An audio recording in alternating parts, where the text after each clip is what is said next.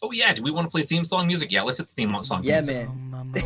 Let's kill that bass head. Alright, let's do this. I'm on the air, we got this pockets flow. It's me and Tony on the mics, we gotta let you know of current events, little gaming, sprinkling some entertainment. We stay humble, but our moms still think we're famous. Turn up the bass and baby, maybe let that magic flow. Our spoken word is all the things you really wanna know. Having a good time on the show, T-Bows and Matty G. Tune in and hit subscribe and join us on the FAP.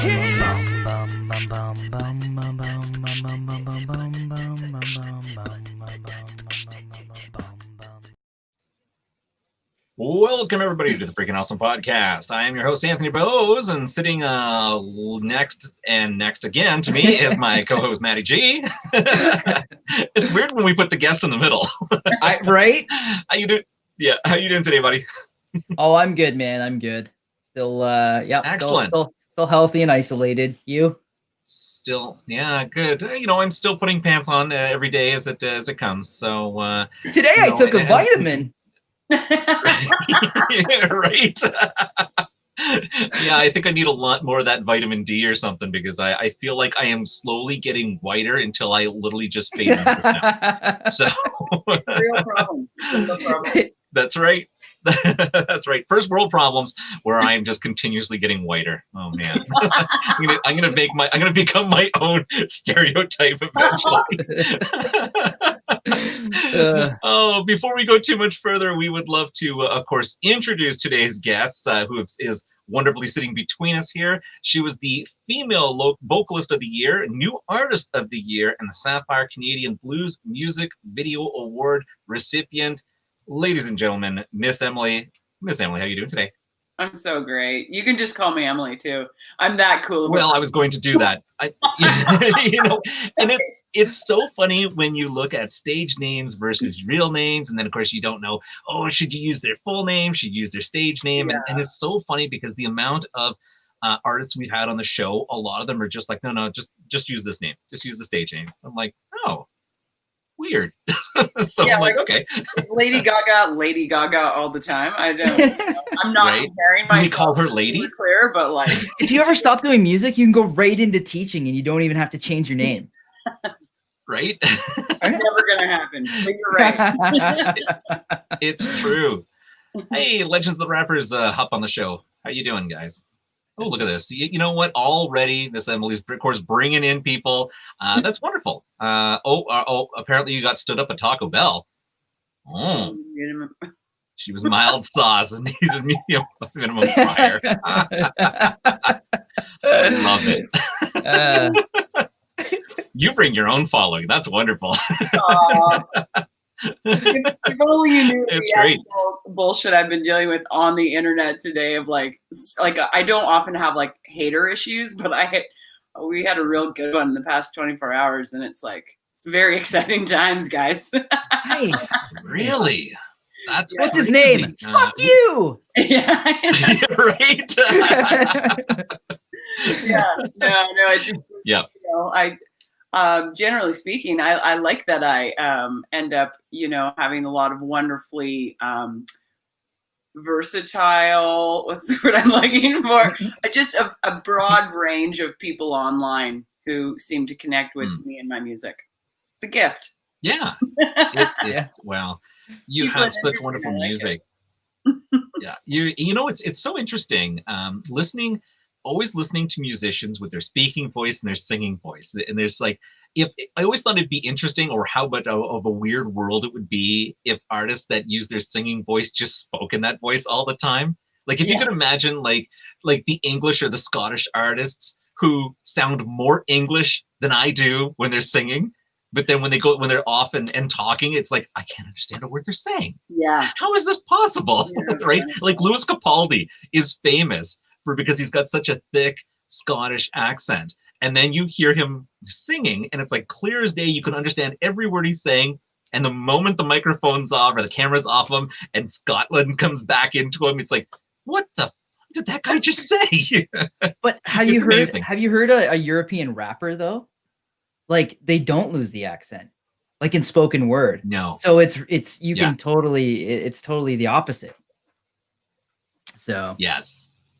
Yeah. I know. I mean, like my singing voice makes me sound like I smoke a pack of cigarettes a day, but I've never been a smoker, which makes me wonder if I was a smoker, what my voice would sound like. And my speaking voice, like I've always just called it a man voice since I was a little kid. I'm like, but it makes I gotta go to work tomorrow, like that. Yeah, Right. it makes me money, so I guess there's no reason for complaining. That's right. Never complain. Never complain of the gift that has been given to you. That, well, yeah, because table, right? you seem to be able to hit the high notes pretty good, so it just means you have a better range.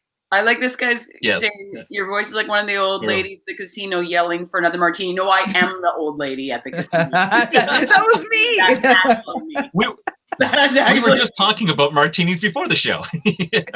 I've already had another martini over here. At lunch. Yeah. I had a martini at lunch. It's good. Right. Martini a day. Now, yeah, you got to at least make sure that you throw the olive in there, so you at least get a little bit of vegetables in there. Yeah, no, definitely an olive. I like them extra dirty, which sounds dirty, but it's not. It just means extra olive juice, and it makes them taste better. Extra olive. Yes. Well, I mean, but at that point, it's so funny because I used to be a bartender for many, many years, and when I used to have people come in and always want the extra dirty martini, and I just eventually was like, why don't you just drink the olive brine? Like, here's the cup. I'll just throw some vodka in that, swirl it around, and you could have the original olive jar. So fantastic. So you could be my bartender because that's essentially how I like it. That's fantastic. It's so easy. You can even have extra olives in it if you want. Yeah, exactly. I've got a chef buddy in town who saves his olive brine.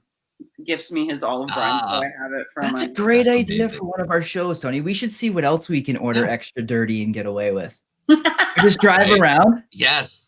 Yeah, we should. You know what? The show is portable. We could do that. I could just go around with the mixing board in the back and the microphones mounted on the dash.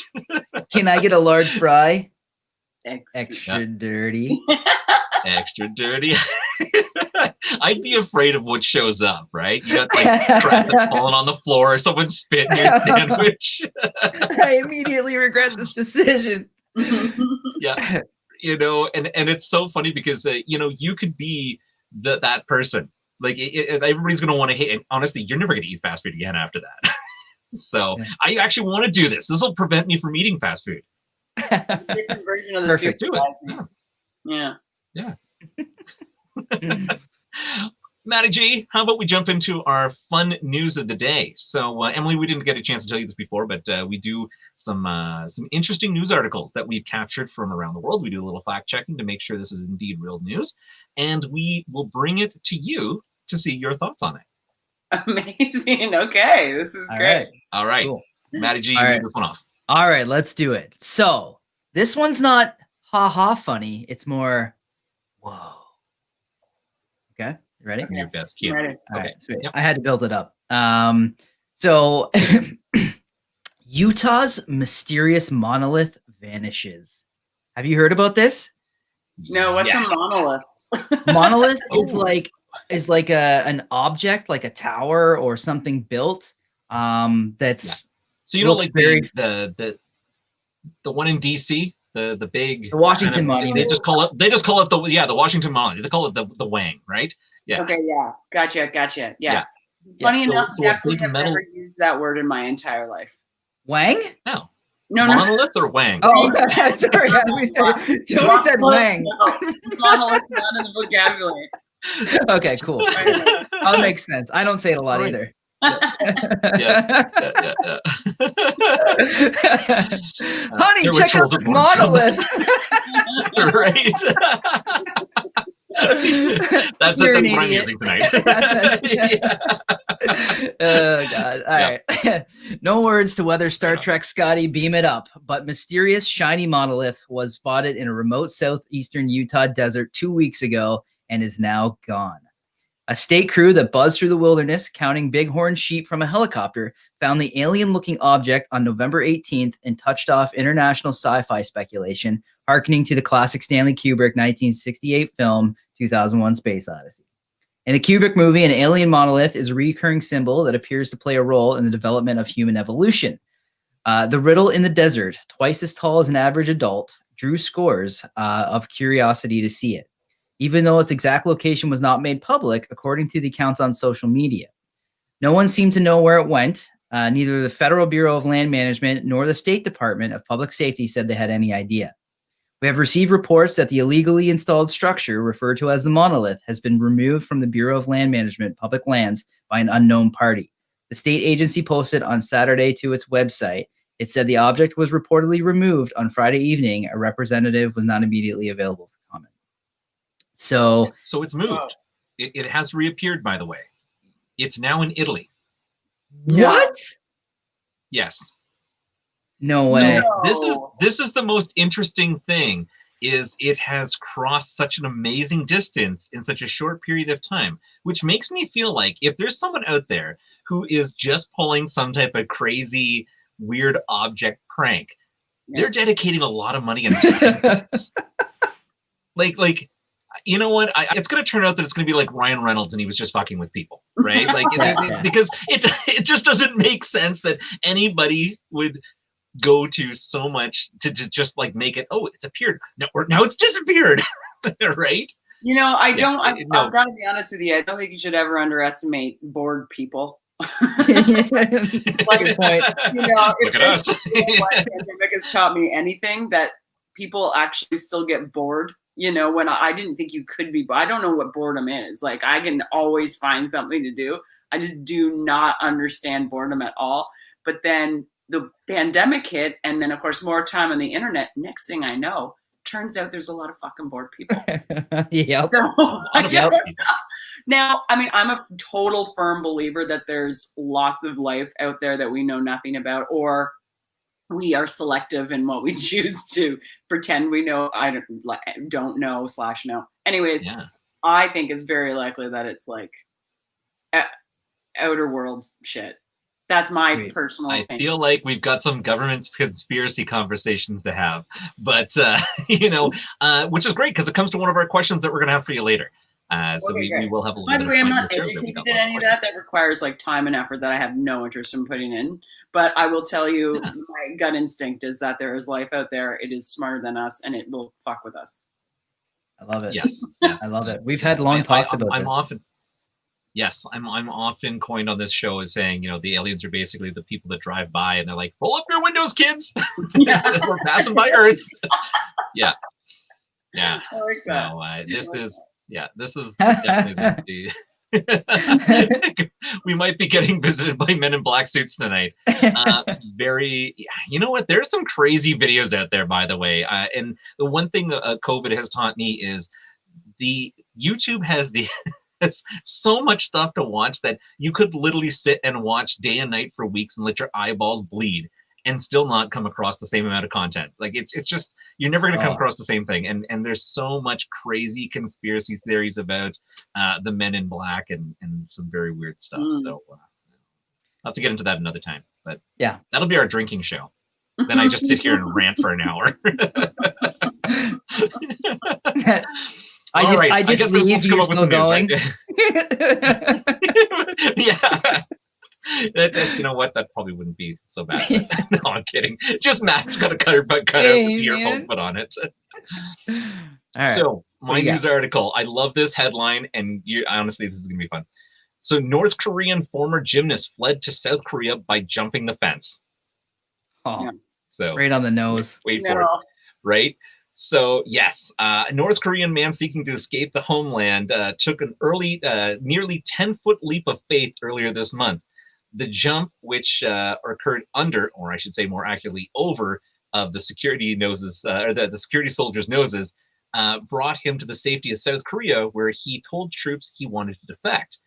Now, the funny thing is the South Korean officers or soldiers didn't believe him, so they made him jump the fence 2 more times to prove that he actually did it.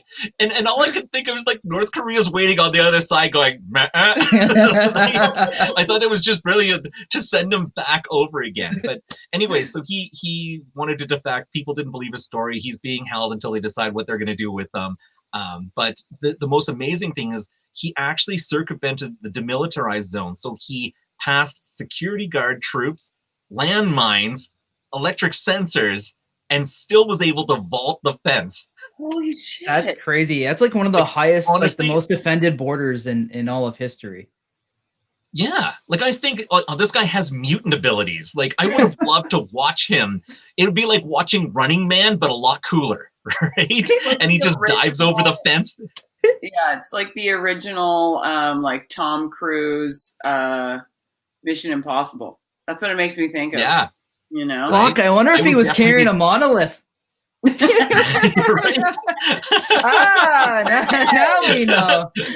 Maybe he wasn't so much a jumper as he was a pole vaulter. But so yeah, like I thought that was super funny, but to make him jump back over the fence, like just imagine Greg, you if that went horribly wrong. Damn it. Right?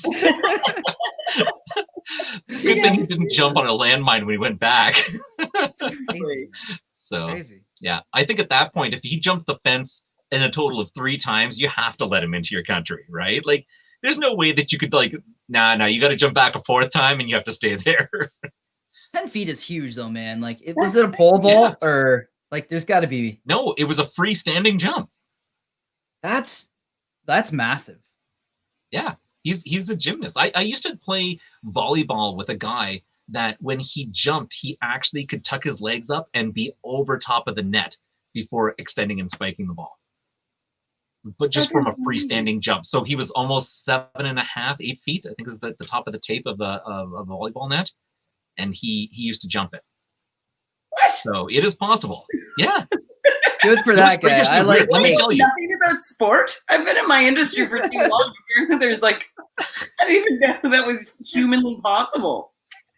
Yeah. That's just imagine. Now they did say that due to his frame and build, that there was actually probably a good possibility that he could have done it. So I guess he was very tall and slim. So who knows?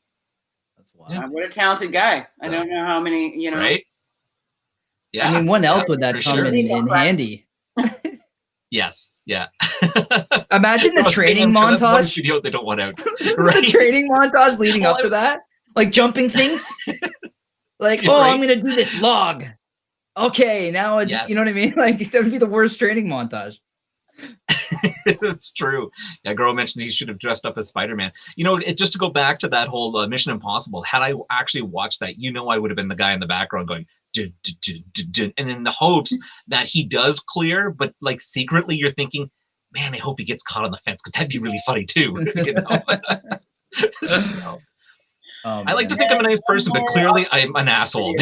Yeah. Yeah. Yeah. All All right, Matt, what else you got? right, here we go. This one's a little crazy. Bodybuilder takes the plunge with sex doll after whirlwind romance. So a bodybuilder and self-proclaimed sexy maniac from Kazakhstan, of course it's from Kazakhstan, has tied the knot with a synthetic with the synthetic sex doll in a stunning ceremony celebrating the couple's 18th month relationship. Yuri Talasho married his sex doll fiancée Margot after months of delays caused by the pandemic in a conventional wedding ceremony capped off by the romantic first dance. Bedecked in a smart black dinner suit and bow tie, the groom is all smiles in his wedding video, which was posted on Instagram today as he dances with his stunning bride in her lacy white gown. Sharing footage of the unusual celebration on Instagram, the bearded actor wrote, "It's happened, to be continued." In the social media video shared on Instagram had more than 140,000 followers across their 2 accounts. The groom slips a ring onto Margot's finger before the couple shares a tender kiss in front of a crowd of delighted wedding guests. Last May, Yuri announced his intentions to marry Margot, claiming the couple was ready to take their relationship to the next stage. Reports says the couple has been together for 18 months. Talasho treats the sex doll like a real-life woman. Margot has a fiery personality, he says. She swears, but there's a tender soul inside. What the fuck? Okay, I have so many questions. In my Nana's nursing home, there's a couple of little old ladies who carry around dolls. This is no different than that. There's no. How old is this man? Is there a senile factor to this? He looks pretty young to me. Like I would Right? say, like early 40s. So maybe late 30s. I mean, I know that an inanimate object can cure loneliness for some people, but this is, I'm almost speechless, not totally speechless, but a bit like, it just kept going. So, all right, I got a few questions on this one. The first one is, did they build a backstory on how they met? Not that I could dig up. We'll wait a couple of years, and I'm sure question- Hollywood will do something with it.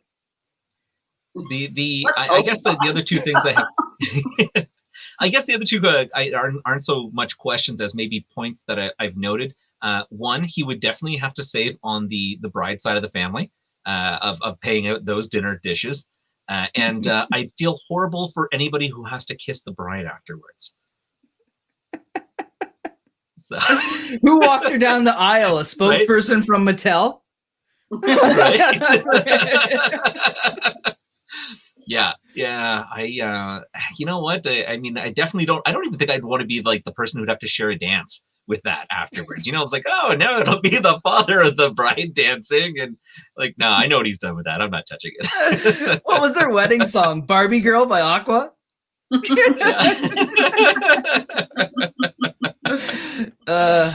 Oh my goodness. Yeah, vacuum. Oh, hey. Apparently vacuums can work. Good to know. Right. I'm missing the really appreciate this, I think. Our show brings out the best in people. Yep. Are there male sex dolls? There must be. Yes, there is actually. Remember, Maddie, we did an article not too long ago about the sex dolls for Postman rent in Pat. BC. Yeah, it was Postman Pat. And there was doll. Postman Pat. There's Postman Pat. Yep. Yeah, someone had ordered an anatomically correct Postman Pat doll. Wow. So it was weird. That's Which is when you know out of you all have the too much money. I think like the too much money list. That's on it.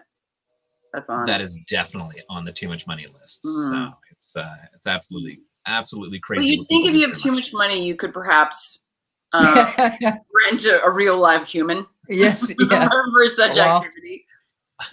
Costume. I don't know. Yes. I don't know. Not a lot of experience in that part of that industry. Well, the beautiful thing is, at least now, it's not like one of those points of shame that, like when people come over to hang out, he doesn't have to like hide the doll in a closet or anything. She can just sit out in the room and people, I don't know, high five her. High five. I have a hunch she was never a hidden part of his life. If 18 months clearly. Well, but just the I bet there was no shame. I bet he is like completely missing that filter, and he just I just picture him doing her voice, like just everything, just like, can I have some more dinner? Yes, you can have some more dinner. Like just the whole weird fucking thing. It's so funny because Gross says the doll won't say no. Well, you know what? If this is actually that much of an imagination, he could be like, "Let's get romantic tonight, sweetheart." Not tonight. I have a headache. God damn it! Damn it! It's so real. I bet you hanging out with that guy and his love doll has got to be the most funniest thing that you could probably watch. I mean, honestly, it probably should be like a reality show, except for they would have to maybe most of those reality shows bypass the bedroom scenes. Just see the day-to-day, does he set it up in the morning, making him breakfast, then he goes back into the room, becomes walking out like, oh, hey, this looks wonderful. Oh my god, that's hilarious. Oh man, what else do you got, Tony? All right, so okay, and actually it's really funny. So he posts in here, he should have surgery done on the love doll and the implant dog squeak toy inside. It's not so much squeals of joy, Goro, as it would be squeaks of joy. So, but speaking of surgery, my article takes a little bit of this one is so bizarre, but hopefully, actually it's a good thing, Emily, as you said, maybe you won't be eating tonight, depending on your choices of supper. But this one is doctors take months to cure a woman after she eats old sushi from a service station. No. Now, first of all, you can see where this is already going. Yeah, already a bad idea. Yes. So a 34-year-old woman, only identified as JC, was hospitalized after months of intestinal issues, stomach problems, hallucinations, and actually going into like shock and convulsions. So she kept going in and out of doctors for months, and they would do all these tests, and they come back saying, like, you're totally fine. We don't know what the problem is. And eventually she collapsed in her house, and the husband took her to the hospital again. They decided to do a full kind of invasive look into the system, including going through her bowel movements, to which they found thousands and thousands of tapeworm eggs in her stool. To which she says, about 9 months ago, I had eaten some sushi that I bought at a service station. But the worst part is, it's not that she bought the sushi from a service station, but she ate it 5 days after she bought it. No, oh my God, So that's self-inflicted. Oh, I know that is like, this woman deserves those tapeworm eggs. Yeah, that's a lesson, right? What are you thinking? So it goes even crazier. She is not only a mother, but she was also an adjunct professor and a doctor. So not only did she make the poor choice of buying any food from a service station and consuming it, but then consuming it out of the refrigerator 5 days later. And in the end, she had one of the worst tapeworms that had been recorded in medical history, and I think it was something like 9 feet long or nine. Oh, that's crazy. It was massive. It was massive. What was she a doctor of? It was philosophy, wasn't it? Should I or should I not eat this sushi? I can't wrap my head around it. Like, I just don't understand the judgment call that goes, like, what? Why?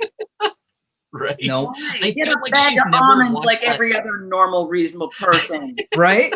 I'm hungry. Exactly. Okay. I have a story to tell you guys. So my grandfather in particular was particularly frugal when it came to food waste. Old, you don't waste food. Like, we didn't have much when we were kids and blah, blah, blah. Yeah. So I remember he would, like, if there was like a little bit of mold on like a yogurt, he would just scrape the top off and then eat below it. So, like, do you guys ever have like a family member that is like incredibly like conscientious about food waste?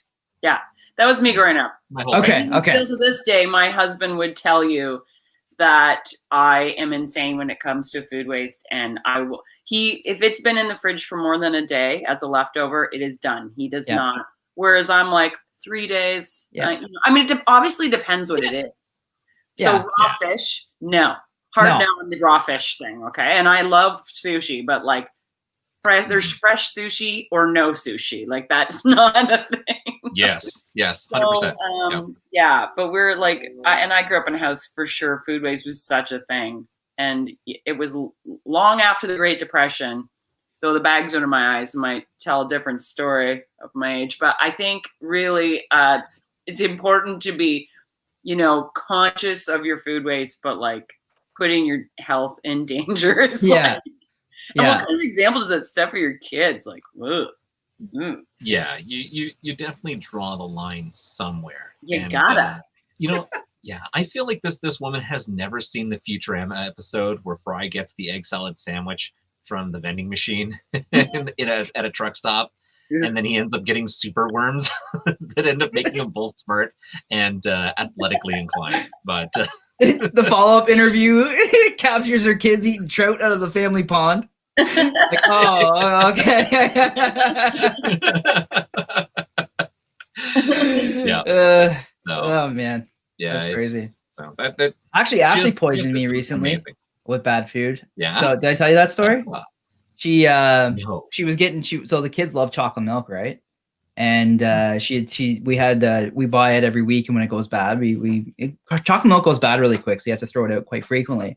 So she had bought 2 new cartons of chocolate milk, and so what she did was she kept one out of the new one, took the old bad one out, and then she poured the kids chocolate milk, and then we were having dinner.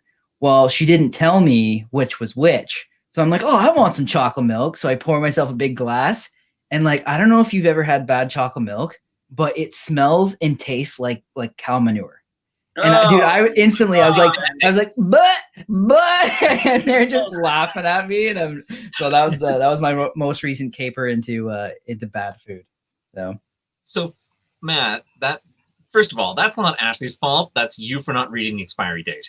Secondly, that I think actually expired chocolate milk smells more like medical Band-Aids. It's really weird. I don't know. I am offended that you would put that on me.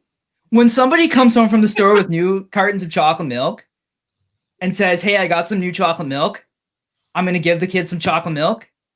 You don't check the expiry date, Tony. You trust your wife. I always check the expiry date on everything. I always check the expiry date Even too. if I'm the one that bought it and put it in the fridge, I double check it every single time I go to use it. I'm just not connecting with you guys on an emotional level right now. Yeah, you know, Matt, it's these are one of the few things, and you know it's really weird that I will actually read the expiry date on food products, but I refuse to read the instructions on how to build IKEA furniture. So yep. Well, one is definitely than the other. So yes, yeah, but I don't know. Milk is like one of those things I don't drink very often. If anything, I'm kind of repulsed by milk nowadays, especially when, well, thanks to Kelly, she's explained every medical process that milk goes through, so I'm totally turned off milk now. as a child, I like milk. You know what? I'll let Kelly tell you all about it, Matt, and you won't even have to worry about expired milk. You know what? I drink cream in my coffee. I don't drink a lot of milk, dude. Chocolate milk once in a while. Very little dairy. Yeah. I mean, if I could, I would literally live off of melted cheese. So that's why I just like cut out. Hey, it's keto. Except for melted cheese. Yes. And then when I need to have melted cheese, which is more regularly than one might hope, then I can allow myself that luxury because I don't have milk or other milk products very often. No. It's easy to avoid now, you know? You know what's good? My grandfather was a dairy farmer, so it was like when we were growing up, you didn't leave the table until you drank your glass of milk, and milk was the only thing I didn't like growing up. Chocolate milk, fine, because it would taste like chocolate, but regular cow's milk, wouldn't do it. Especially off a dairy farm. Like my aunt and uncle had a dairy farm, and I used to work on it occasionally. And first of all, sometimes the milk is warm because they're like, oh, it's fresh. Yeah. I'm just like, and secondly, you know, there's a weird disinfectant smell at milk farms that just eventually puts you off milk because as you go to pour it from like the bottles and stuff, because it was bottles back then, it smelled like it, and I was just like, no. You know what I always wondered, and might be a stupid question, but like, what % is it when it comes out of the cow? 100? Percent what? Like, you know how milk always has a percentage? 5%. Yeah. You know what? Oh, I see what you're saying. Good question. I've always wanted that. Is it 100% when it comes out? Is that cow giving all that it can give? So whole milk. It would be whole milk. Okay. Yeah. I've got to be right on that. So like, yeah, I don't really know, but I've got to be right. Yeah. Got to be right. Yeah. I've never been asked or been told the answer to that question. Yeah. I don't think it really breaking new ground here, guys. Oh God! On this show.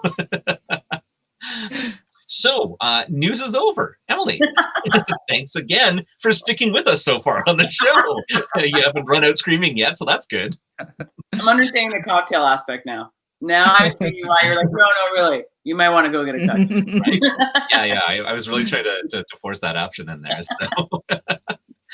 But yeah, you know, it's so first of all, it is wonderful having you on the show. I love your music. You know, it was one of those beautiful things that when all of a sudden you came to my attention, let's put it that way, I, of course, instantly binge watched all your videos and, you know, the multiple artists that you've, of course, done some work with and sung on stage with. And it just has such a great feel. But I got to tell you, one of my favorite songs that you've done is your CBC song. Oh, thanks. I love that song. just honestly, Matt, if you have not seen it, you have to watch the CBC video because it's right up your alley. It is totally. I didn't see that one. I was listening today too. Anyway, The Sellout's my favorite so far. Oh, thanks. Yes, that range is just so. If we're talking actual songs to sit down and listen to, Sellout is absolutely phenomenal. Highly recommend everybody to go and purchase it, download it, listen to it, have it in your regular playlist. But from a comedic point of view, the CBC one is really funny. So I sat there. You know, it was actually because it was the last video I think I watched. So it was so funny to see that humorous side of you doing that video on top of the other ones. So. Well, it's that, you know, that it's funny because I literally wrote that song. Not often do you write a song for a specific performance, essentially, but like I wrote it and I mentioned my age in the song, and my age, I just turned 37, which of course that's only a moment in time in someone's life. So I didn't write that song thinking it was going to have like real shelf life particularly, but we put it on, we put the live version, the only time I've performed it, I think, really, maybe one of two times, on this new live album. And hilariously, when I get the radio listings every morning of who's playing what, people are fucking playing it. Nobody finds it more funny than me because, you know, Dear CBC is the title, and CBC is obviously a radio station. So I'm just like, it's just bizarre. But thanks. I just love it because it's outright. You're outright. It's like a challenge to put out a song like that and being like, why are you not playing my music? You know? So it was super funny. So instantly I thought of Matt because if you kind of go back in our episodes, we had Matt actually as one of our guests because Matt's a very talented musician himself, and he crosses that genre between some fantastic songs to some really hilarious songs, and you'd really appreciate this song. So after the episode, you're gonna have to go and check that out. It's really I look forward to it. Yeah, I think sense of humor, and like if you don't have that as a performer, I mean, first of all, you're doomed. You're fully doomed. You're not the end for you is not looking good, and it's looking sooner than later. So I think that's like the number one thing is to have a sense of humor. Also, you know, like I'm not that old, but I've been in this industry so long since childhood. So in some ways, I feel like I'm, you know, 1,000 years old. and I think as I get older, it's like easier to make fun of myself because I just don't give two shits as to how people like before. So for people who are obviously listening live now, we were talking before we went on air, and I was just saying, sorry, my lighting sucks. It's because I don't care.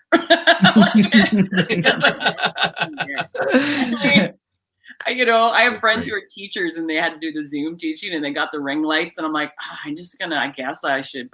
Seems like one more thing to dust. I just don't. I just don't care. Hey, take the lampshade off that bulb there. I'm just gonna put like a picture in front of my face, anyways, and talk behind it. Like it's just whatever. Come on. I think you look good in any light. Let's be honest. Oh yeah. Well, I still have a nose and 2 eyes, so I've got that going for me. Like, it's all in the right order, I think, on my aside from that, it's like, yeah, I don't know. I turned 40 next year, and I'm like, is 40 the year when you can like look at all the possibilities of plastic surgery and then completely redesign yourself? And then I remember I haven't really been working this year, so maybe the whole funds thing won't be there. So. Oh well. Oh, well. This episode has been sponsored by Doug and Doug's Plastic Surgery.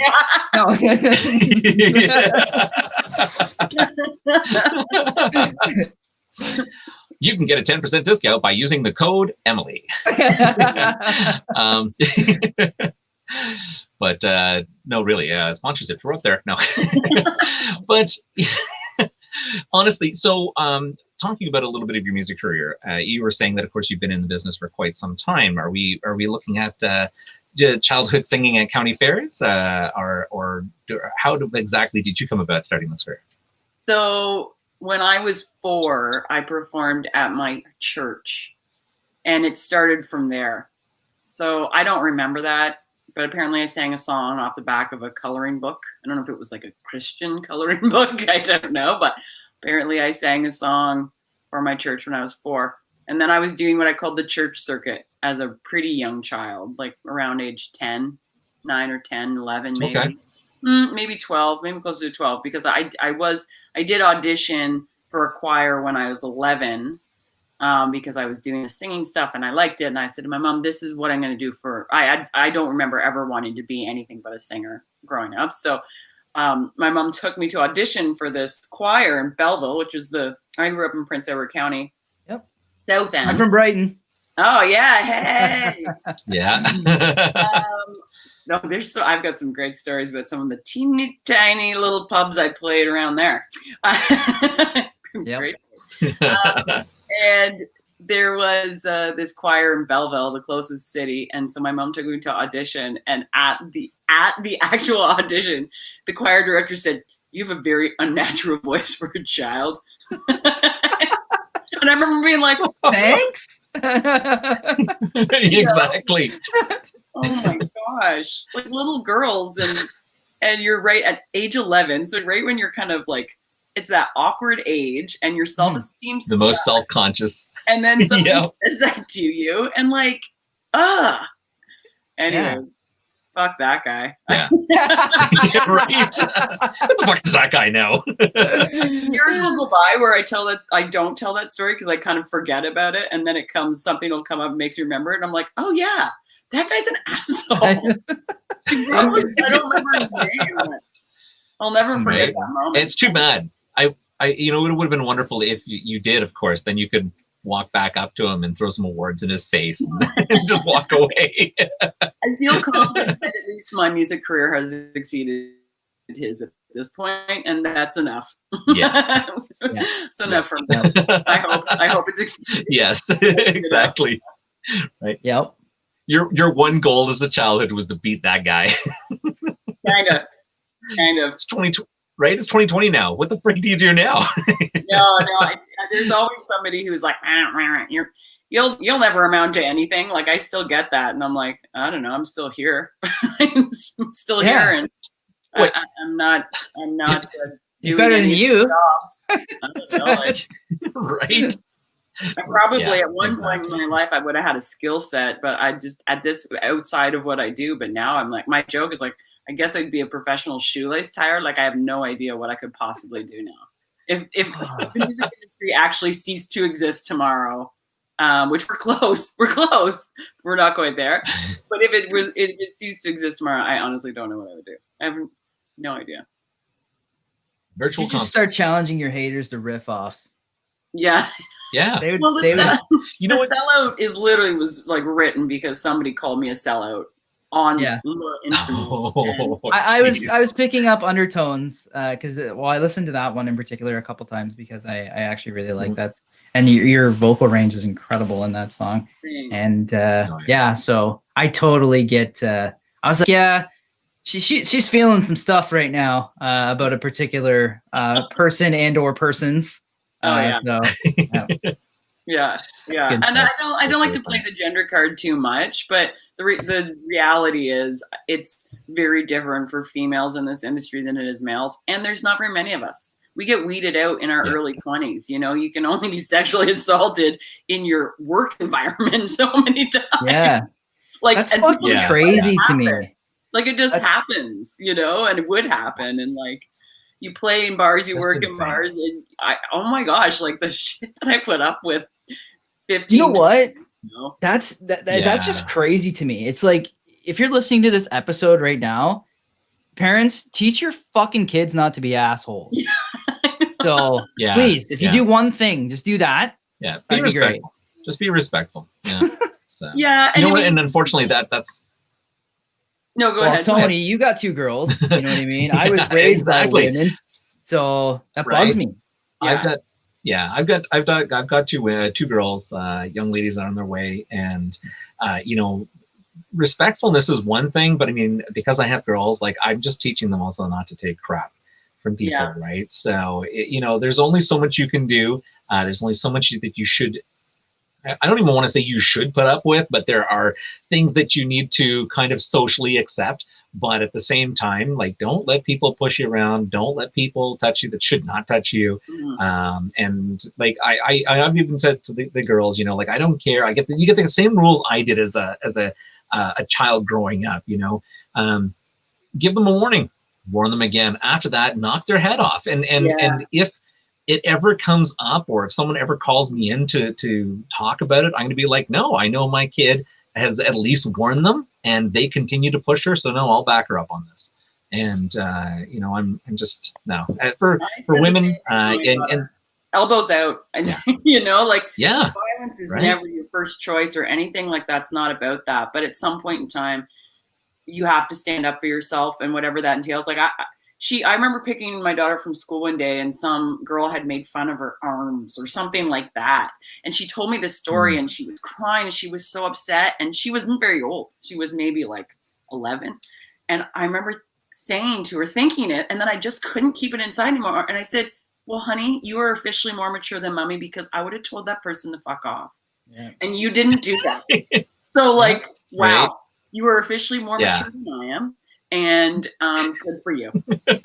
And you have when you learn lessons from your kids. If you are getting bothered to that extent that you are literally in tears, to say to someone, you need to fuck off now. Yeah. There's nothing. I think there's nothing wrong with teaching our girls some of these skills. And my daughter never swears around me. I know she swears, but she doesn't swear around me. But I hope she knows when she should use that, because there is a time, and I wish I learned earlier. Do you find things are getting better, you know, over time, or do you put up with the same bullshit you did, you know, 20 years ago? I mean, it's still an old man's industry in a lot of ways, you know, like the guys in charge are old dudes. And I say old dudes, I mean, fuck, I'm an old girl now, really. In, you know, anything over the age of 35, I guess, are you old? I don't know, like whatever that means. But my God, I'm ancient. it's a lot of middle-aged dudes, let's say, middle-aged dudes, and who are in charge of a lot of things. And like, I find, for me personally, I have a lot of leeway, like I really do. And I don't have a problem with somebody saying, oh, you look really nice, or someone saying you look pretty, or there's lots of things in that is kind of a gray area that really bugs some women.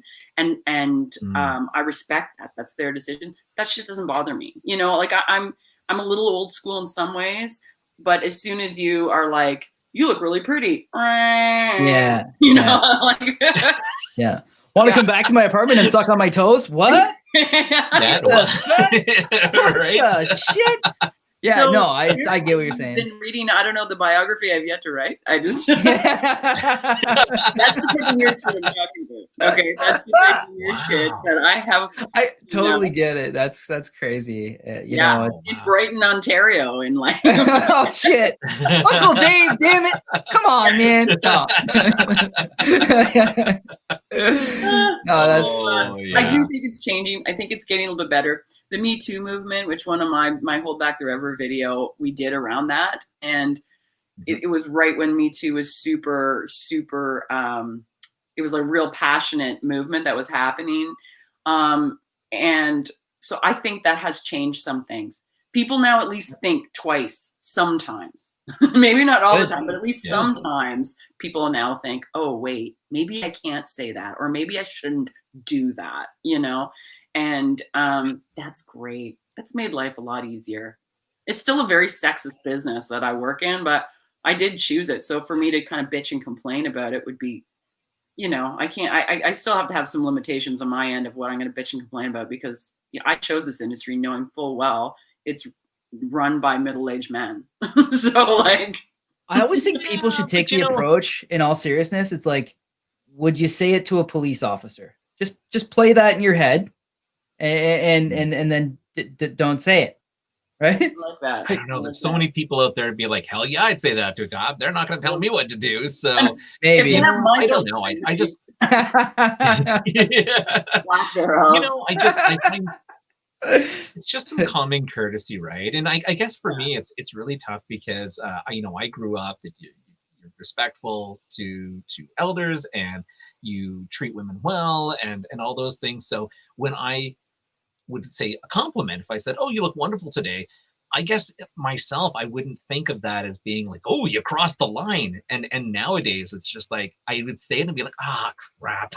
Maybe I shouldn't have said that," and it's just totally an innocent, thing for me.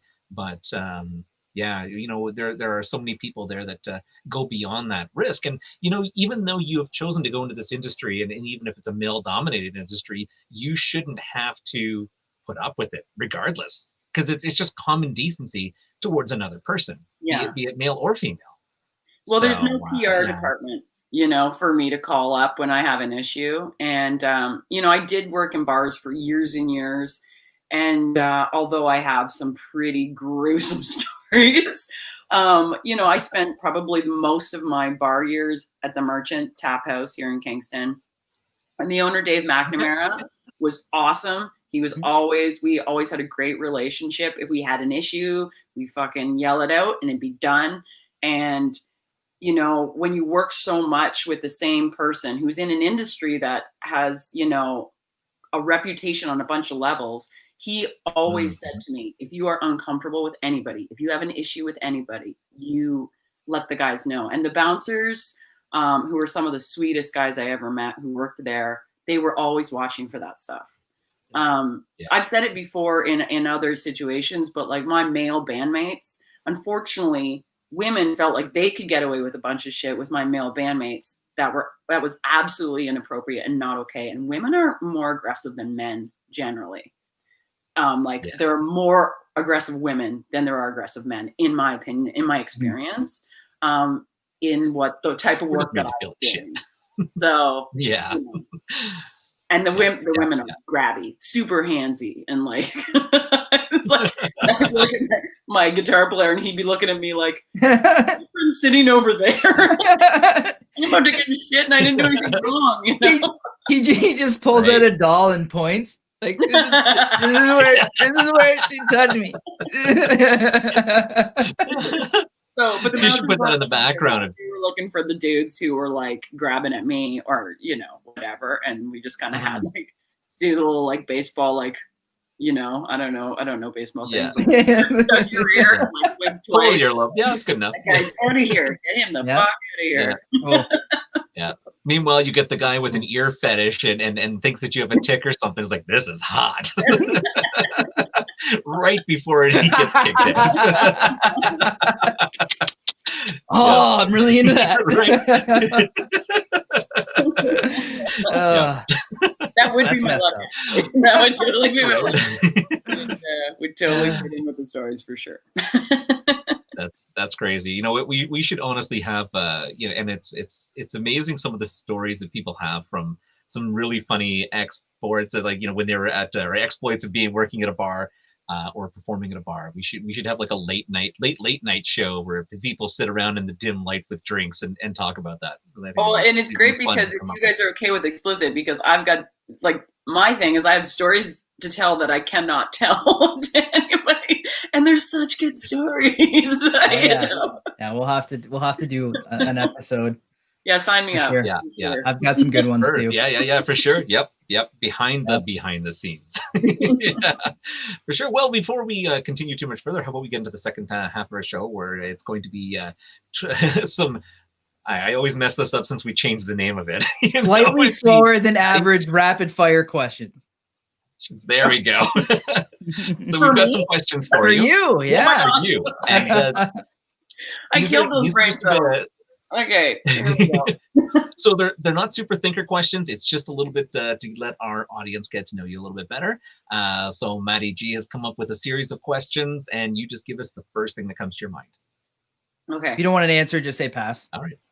Yeah, you can say pass. Don't be nervous. It's pretty straightforward. Oh, the train is traveling. I have a shitty filter. I don't have a good filter. You're good. No, that's good. That's good. Matt does too. Yeah. Yeah, I know. It's the worst thing in the world. Yeah, it thinks and just comes out. So. Yeah, that's right. Matt's only filter is the one on his camera. It's a buffer filter. I'm gonna have that next time. You just wait. Airbrush family. He's a real. Right? I know. Eyes all right, glow. They're hypnotizing. Question number 1. Okay. What made-up word would you register into the English language? Wilkmer. Ooh, what's it mean? Okay. I didn't think that far. That's a great definition. Okay. Keep going. So random. I love it. Question 2. What's the scariest dream that you can remember? Oh, tsunami. Tsunami. I had these tsunami dreams where my daughter, I'm trying to protect her, and it's a tsunami wave and it's about to crash down on us. So I was like, well, we're totally pooched. We're going to die. And I'm so sorry I can't save you. And I've had it twice now. I just had it again 2 nights ago. Thanks for bringing it up. Got you fresh. Yeah. Yeah. I've Right. actually had a tsunami dream before, so I get that. It must mean something. Let's all Google it after this. Mine's tornadoes. Yeah. Yeah? Wow. Yeah, I've had multiple. You just go into the Multiple. eye and keep running. Duh. Everyone knows that. I know. I've been on a plane when a tornado hits it and rips it apart. Yeah. That's crazy. Oh, Like no. in your dream. Yeah. It's very Oh, very, very vivid. Yeah. that would be scary. What superpower do you wish you had? Only slightly impressed. Superpower flying. Cool.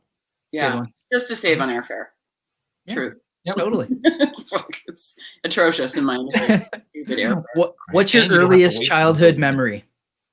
Oh, at first I thought you said girliest childhood. No, memory. earliest. Hey, it's 2020. We can't say that. You can't say Yeah. that. Yeah. What's your earliest childhood memory? I remember crawling, if you can believe it, when they were building part of an addition on the old farmhouse I grew up in, which my mom still lives in, actually. I remember crawling and watching the workers, and I would have been a toddler. Very cool. Wow. Wow. Yeah. Not very interesting, but They were that's clearing- No, but hey. Let's hope they were clearing nails as you were crawling. Yeah. So a It's tough. very good point, though. A child crawling in a in a space like that, Construction probably zone. not safe. It was the 80s. We're gonna It was the- it was the 80s. pass Awesome. on Okay. Well, child rearing yeah. I mean, this because I this goes said back to so. not having to wear seatbelts. Yeah.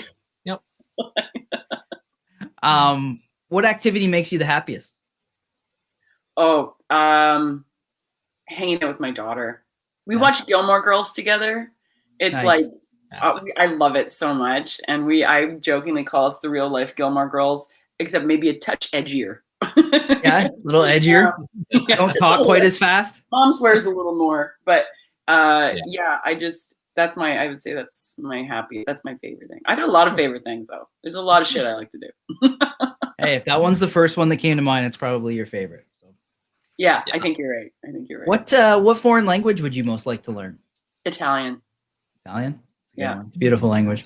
Beautiful language, and when I tour Europe, they speak English everywhere except for Italy. They're like, no, we Nope. don't speak English over here. I love it. Figure it out.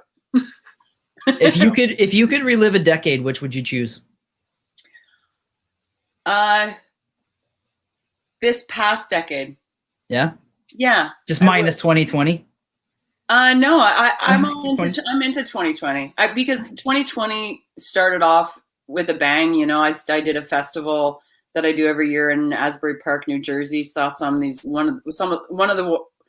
wonderful music lovers of the world come to this festival from all over the world, and it's really cool. And then I won the awards at the Maple Blues, 3 awards at that big event in Toronto, which I never knew in my lifetime would ever happen.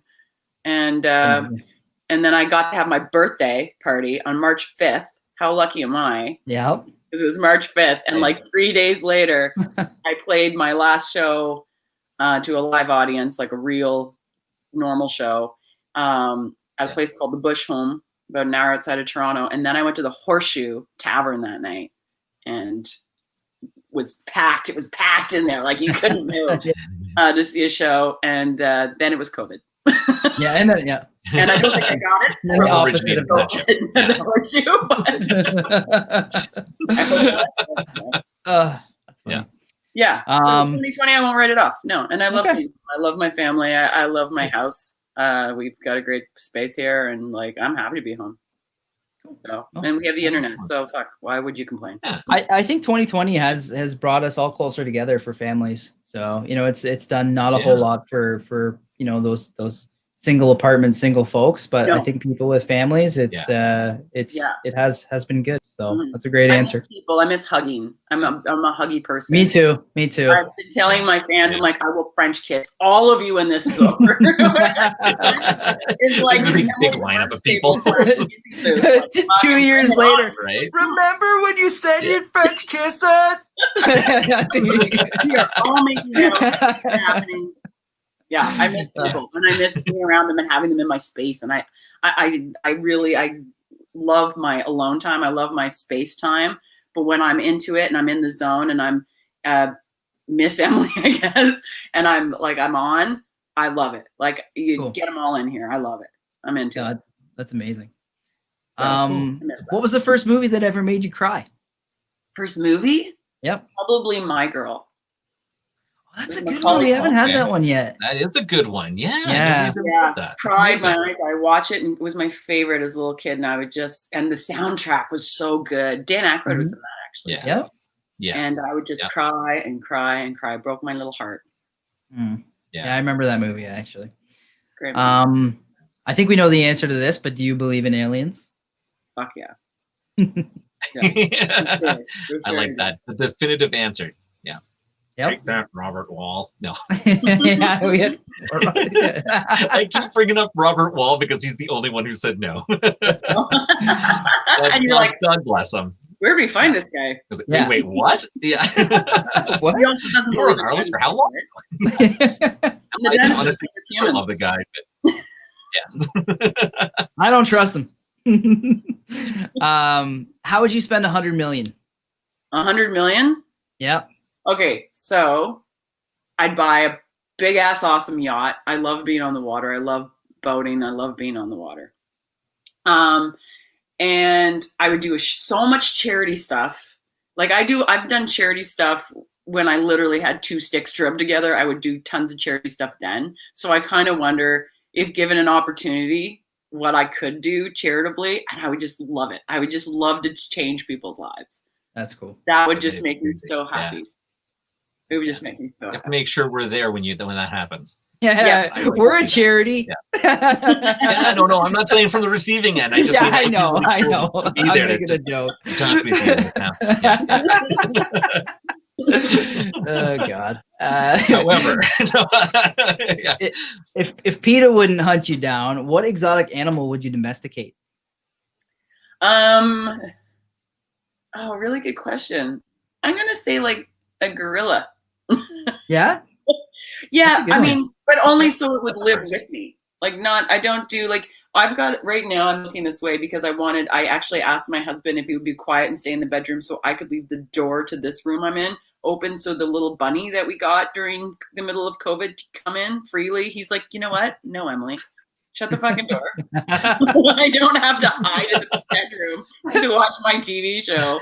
That's awesome. But the bunny kind of is like, he has kind of free reign. And he pees just everywhere on the carpet. It's just gross. The only carpet in the house is gonna be gone. But it's just like you, Matt. I'm not big in animals being captivated. So it would, So sorry, that was like a long answer. But the gorilla, just because then if it would be a gorilla in captivity, it would be a gorilla with free reign of my home. It doesn't want that. But I'm just, cool. There is no gorilla that wants that. I'm kind of with you. I'm like smaller monkey. I'd take like one of those little capuchins. You know what I mean? The super smart little spider monkey. Another word I haven't heard of. Oh, yeah. Little capuchin monkeys. They're awesome. What's your biggest pet peeve? What gets on your nerves? I really don't like cracking of knuckles. Bugs me. Really bugs me. Is there anything? Oh, rude people. Yeah. I was going to say like grab your rude people. But I can't. It makes me mad when people are mean and rude to other people. If I see that, my skin crawls. And Yeah. like, I'm not a violent person. I'm not a confrontational person, but given the right opportunity, if I see somebody being rude to another person, I cannot stand it. I cannot stand it. Mm. Nobody has the right to be, if someone wants to be rude to me, that's fine. I'll take it. But like being rude, because often those things happen to people who can't necessarily defend themselves or don't defend themselves. Yep. You know? Exactly. Oh, Exactly. that's actually my number one pet peeve. That's a good one. That's a good fair one. Yeah. Yeah. I can't stand it either. What do you do when you can't fall asleep? I practice my breathing. I am a yogi. I do a lot of yoga. And I used to do yoga so I could be more flexible and stronger and like fit and I don't know, probably better in bed. And now, 15 years later, I do yoga for all those things, but more so to calm my nervous system. I've developed kind of some anxiety as I've gotten a little bit older, I think because I have a child on a planet that's fucking falling apart, but I'm sure that's part of it. But the breathing, it just helps with everything. So, hi, Mark. Oh, Mark, I know Mark. Mark's over in the UK.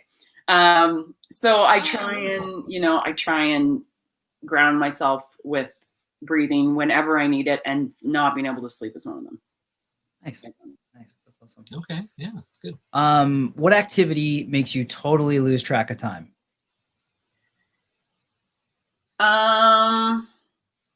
Netflix is a bad answer. Hey, that's fair. That's fair. Is the first thing that came to mind. It is a black hole sometimes. You can just. That's true. Yeah. Okay. Yeah, you can definitely fall down that road. That's fair. Yeah. Have you watched Queen's Gambit yet?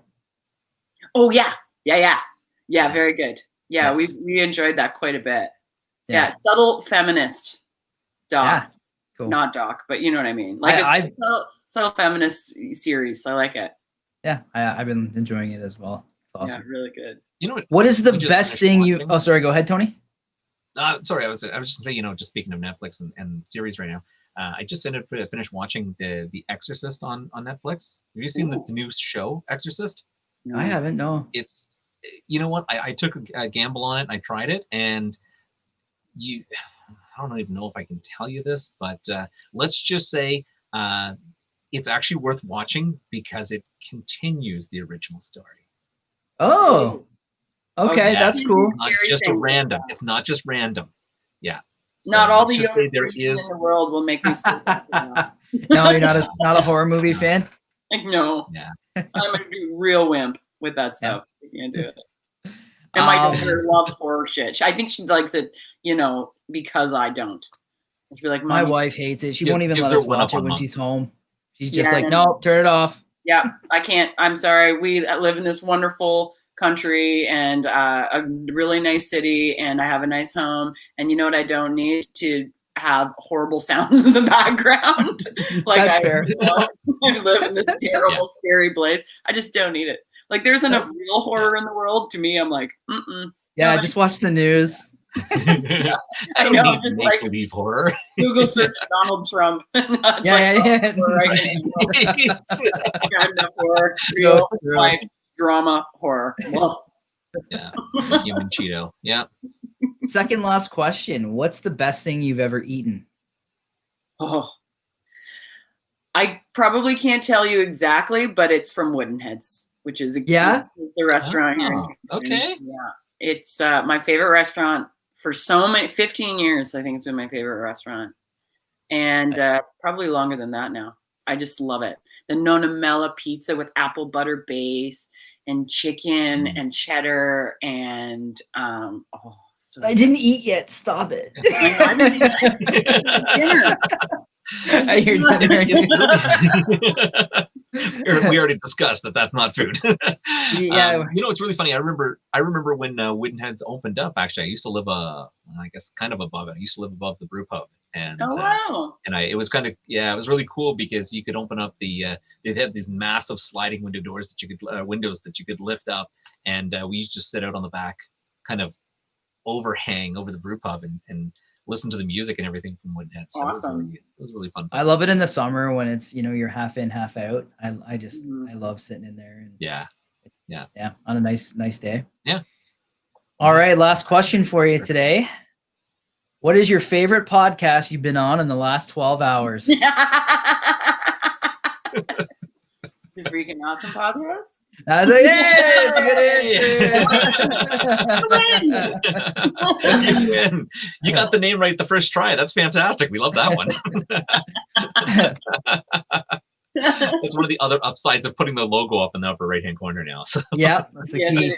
It is a good name for a podcast, though, because for sure I couldn't name you one other name of a podcast I've done. Right?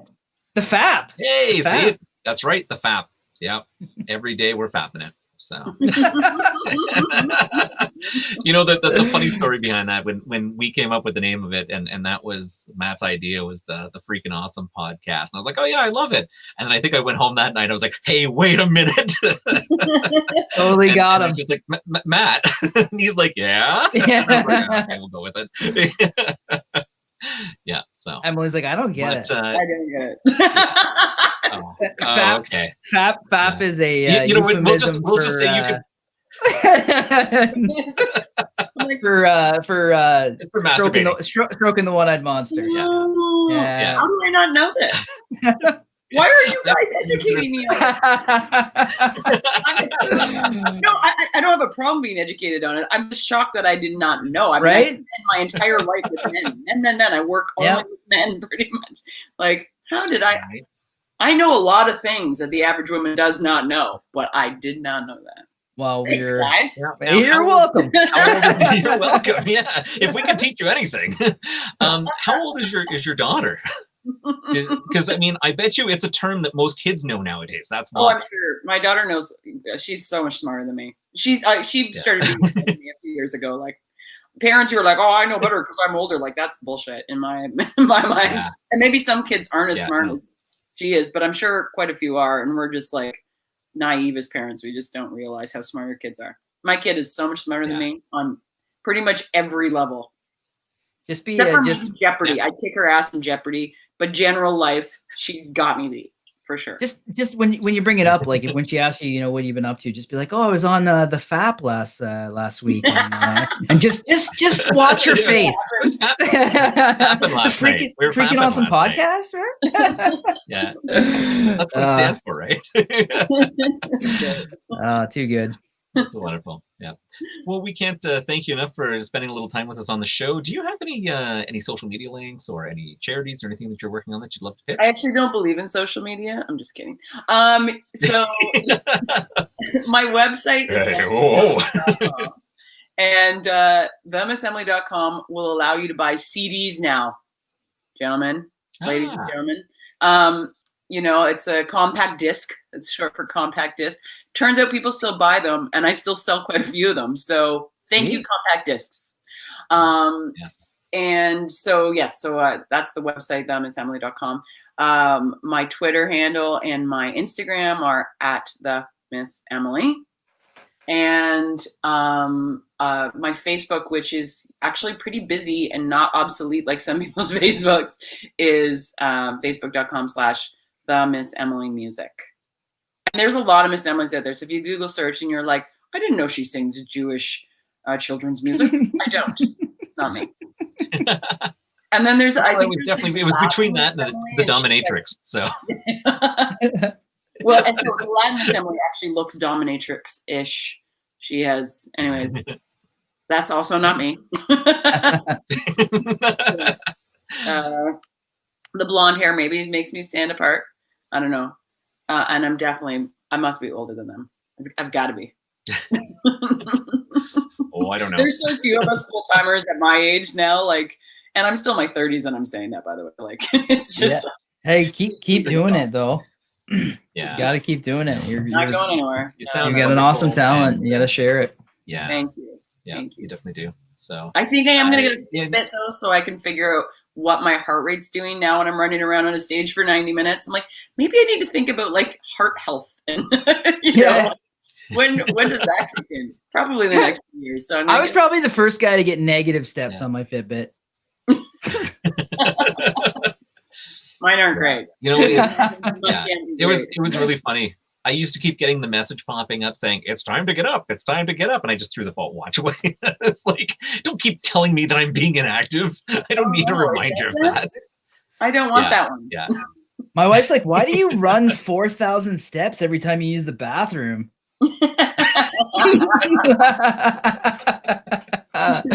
Kidding. Oh, Matt, we know you're in there crying. It's all good. Amazing. Well, once again, thank you very much for taking some time out of your day. We would love to circle back around with you, possibly in the new year, and have you back at some point. That would be super great. I'm here. Awesome. I'm Wonderful. really Wonderful. not going anywhere. So please do. Well, I have a wonderful group of supporters, and I actually was happy to see some of them on this today. So that's great. I know that's super wonderful. Thanks for allowing me to bring your reach out to them too through this. Anytime. You're great. We honestly we love guests like you who are just. We always said when Tony and I were kind of starting the show, we always said we just want to know the person that's kind of at home on a Thursday night watching Netflix. Like that's who we want to ask questions that they don't get asked a million times. We want to talk about things that they don't talk about a million times, and that's how we decided to do the show. Well done, guys. Well done. Thank you. Yeah, you're always welcome to show up with a martini and a pair of sweatpants and just chillax. You know, you don't have to feel like you're on in a performance here. Good. Shit, we were supposed to wear pants tonight. Yeah. And Matt, you're normally all about sweatpants, so that's funny. I have going out sweatpants. If it's this up, next time no bra. I put a bra on for you guys. You are welcome. But it doesn't matter anyway because it's from here up. Fine. Hey, you didn't even know. Yeah, exactly. Well, it's amazing what sometimes the camera does catch. So it's a learning curve for both of us, yes. Well, once again, thank you very much for spending some time with us today. For our listeners who are, of course, on the road and listening to the show after the live recording, we'll make sure that we put Miss Emily up on our Facebook, we'll put her up on Facebook, but we'll also put up on our website, www.thefap.ca, and you can go over to our guest section, and we'll make sure we also post all her social media accounts and her webpage if you want to pick up one of these newfangled compact discs. And everybody's doing it. And right. Actually, it's a really funny story. Just a real quick one before you go. I was driving in my car and I looked over and I'm like, hey, I forgot this had a CD player because I've got satellite radio in it. And I pushed the button and a Depeche Mode CD came out. And I'm like, son of a bitch, I love this. I was wondering what happened to this CD. How old is this car? Yeah. Right? That's amazing. You know what? I think I bought it and put it in. It was like one of the first thing I put in, and I haven't touched it in years. Oh my God. And then it My came out, 2019 it was like SUV still has a disc player in it. Wow. It has Apple CarPlay Apple CarPlay and Android Auto too, but it does have a disc player. Yeah. We use the DVD player in my house. The DVD player is the CD player because you can do that. Oh yeah. Yeah. Nice. I always people are like, I want to buy a CD, but like, oh no, there's options. Yeah. And if you otherwise, scroll down a little further on her page, she's now selling CD players too. Yeah. Yeah.